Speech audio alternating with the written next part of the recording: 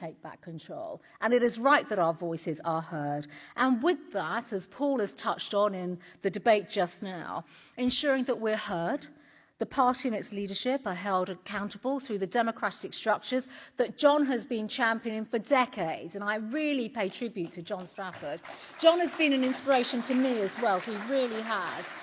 And I remember back in the day when I joined the Conservative Party a long time ago, John was being spoken about then in terms of democratic structures, and it is thanks to the convening that we are now able to talk about these reforms so that our members have a greater say in developing the policies, a greater say to select our candidates, as was discussed today as well, for elections, and not have local associations just being imposed upon and put upon again and again and again.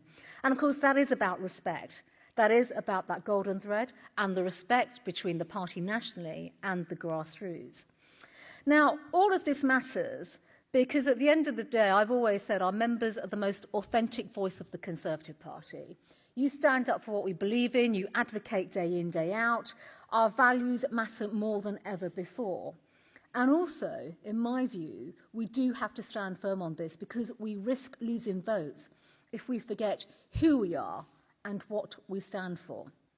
Our country faces some difficult challenges, and all countries around the world are challenged right now. The consequences of a global pandemic, inflationary pressures, and of course we're now witnessing as well the impact of Putin's war on Ukraine. But look, my friends, the solution to these challenges is not more state control. It's not more spending. It's not more taxes, which sadly are featuring in our way of life right now.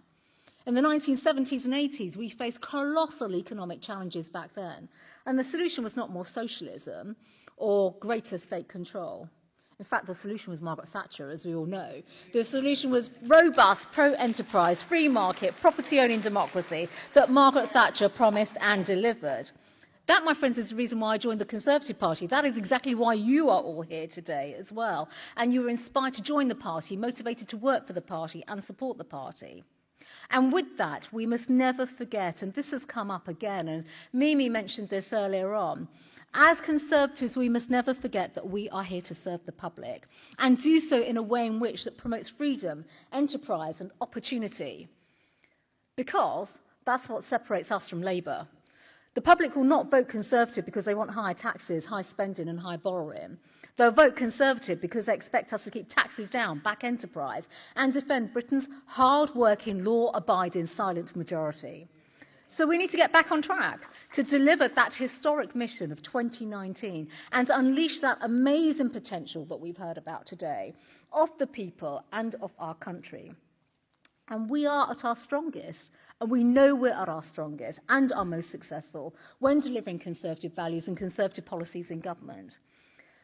And values matter, because if we don't stand up for values, for freedom, democracy, for capitalism, I can tell you now, as Kane has put it so succinctly this afternoon, bad ideas take their place. History shows the terrible costs of bad ideas. Millions of lives were extinguished under fascism and communism. And even today, many people still live in tyranny, unable to enjoy the most basic freedoms. Progress is not inevitable, and countries can go backwards. We see it with Ukraine and Putin. We see it with China. Look at their presence in this country, stealing our intellectual property, having its spies infiltrate our parliament, our public policy and our economy, undermining our values every single day.